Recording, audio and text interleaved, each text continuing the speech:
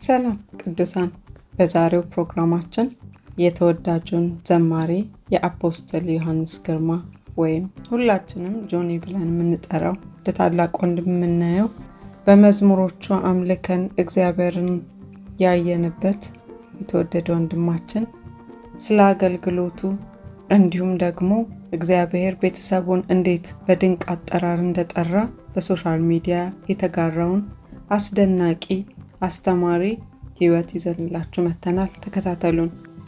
አንዳንድ ድምጾች ለመነጋገር ለማጽናናት ብቻ አይደሉም፣ ልብን ለመንካት እምነትን ለማነቃቃትና ህይወትን ለመለወጥ የተቀቡ ናቸው።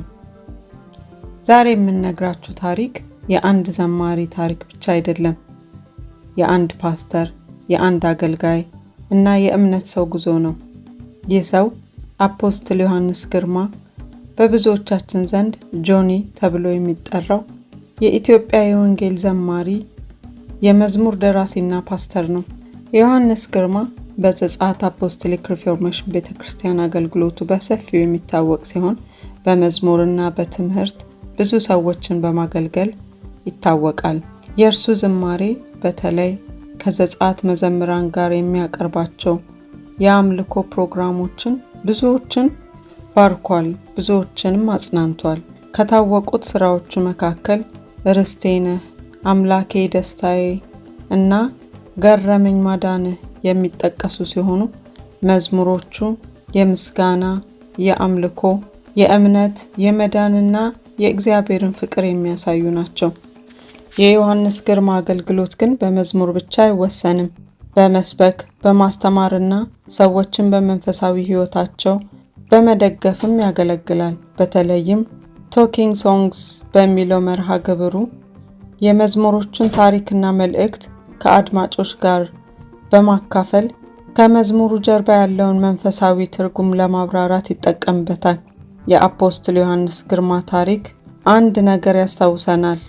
ድምጽ ብቻ ሙዚቃ ሊሆን ይችላል፣ እምነት የተሞላበት ድምጽ ግን ምስክርነት ነው። እናም ዮሐንስ ግርማ ወይም ጆኒ በመዝሙርና በአገልግሎት የሚታወቅ ስም ብቻ ሳይሆን ጨዋታ አዋቂም ነው።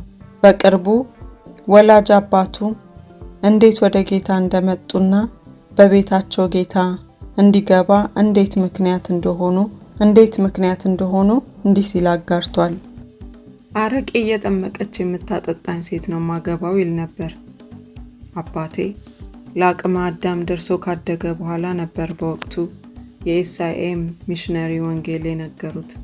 ዛሬ ቃለ ሕይወት ቤተክርስቲያን ተብላ የምትጠራው የእምነት ተቋም የመጀመሪያው ትውልድ አባቶች እዚህ አካባቢ ነበሩና ወንጌልን ከነሱ ሰምቶ ዳነ።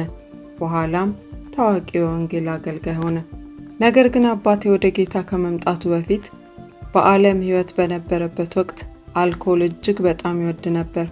ጠጥቼ ሰክሬ ውጭ ትቦ ውስጥ ወድቄ ጅብ ከሚበላኝ ቤት ውስጥ አረቄ እየጠመቀች የምታጠጣኝ ሙያተኛ ሴት ላግባ ብሎ ዋና መስፈርቱን ይህን አደረገ።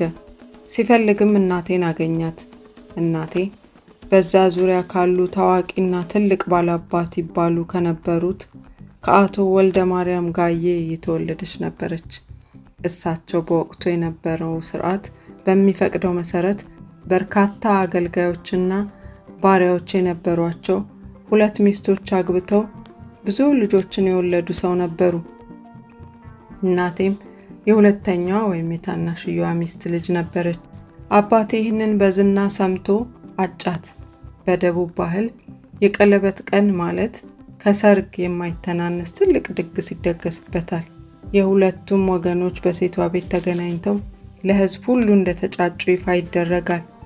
በዚያ ቀን እናቴ የአባቴንና የጓደኞቹን መጠጥ መውደድ ስላወቀች መስከር ከወደድክማ በደንብ አሰክርሃለሁ ብላ አእምሮን የሚያዞሩና እጅግ የሚያሰክሩ የተለያዩ ስሮችን ነቅላ በመጠጡ ውስጥ ጨመረችበት። አባቴ ያንን መጠጥ ጠጥቶ በክብሩ ቀን በአማቾቹ ፊት እጅግ ሰከረ።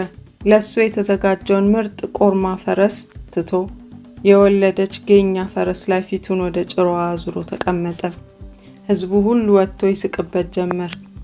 ነገር ሁሉ በቃ ሰርከስ ሆነ።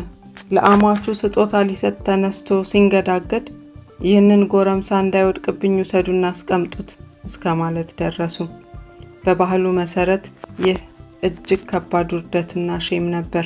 ከድግሱ በኋላ ወደ ሰፈራቸው ሲመለሱ በዝናብ ምክንያት እጅግ የሞላና የሚያስፈራ ትልቅ ወንዝ መንገድ ላይ ጠበቃቸው።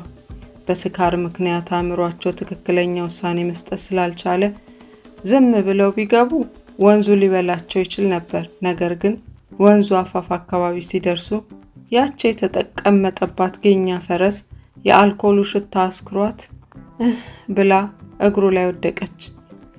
አባቴን ለማንሳት ሲታገሉ ምድረ ሰካራም ሚዜዎች፣ ዘመዶቹና ያጎቶቹ ልጆች አንዱ ባንዱ ላይ እየወደቀ እዚያው ተዘረሩ። በወቅቱ የአካባቢው ሰዎች መጥተው ከወንዙ አፋፍ ጎተቷቸው። ያላቸውን ንብረትና ሀብት በሙሉ ቢዘርፏቸውም ነፍሳቸውን ግን አዳኑላቸው። አባቴ ከዚያ አደጋ በኋላ ለተወሰኑ ጊዜያት በጽኑ ታመመ። ከህመሙ ካገገመ በኋላ ግን አንድ ታላቅ ውሳኔ ወሰነ። ይህንን ያህል የምወደው መጠጥ እንዲህ ካዋረደኝ ከእንግዲህ በኋላ መጠጥ አልጠጣም። በወቅቱ ጴንጤ እንደሚባሉት የወንጌላውያን መንገድ እከተላለሁ ብሎ በራሱ እጅ ወደ ቃለ ሕይወት ሄዶ ሕይወቱን ለጌታ ሰጠ። አባቴ ጌታን ከተቀበለ በኋላ በቀጥታ ወደ እናቴ ዘንድ ሄዶ እኔ ከዛሬ በኋላ አዲስ መንገድ መርጬ የክርስቶስ ተከታይ ሆኛለሁ። የጀመርነው ነገር ሊቀጥል የሚችለው አንቺም በዚህ መንገድ ከገባሽ ብቻ ነው። ካልሆነ ግን የሚሆንሽን ፈልጊ። በክርስቶስ ሆኜ ነው የምኖረው መኖርም የምፈልገው አላት። እናቴም በበኩሏ በዚህ አካባቢ በቋንቋቸው የኢየሱስ መና፣ የኢየሱስ ሰዎች ተብለው የሚጠሩትን የወንጌል አማኞች በጥሩ ሁኔታ ታውቃቸው ነበር።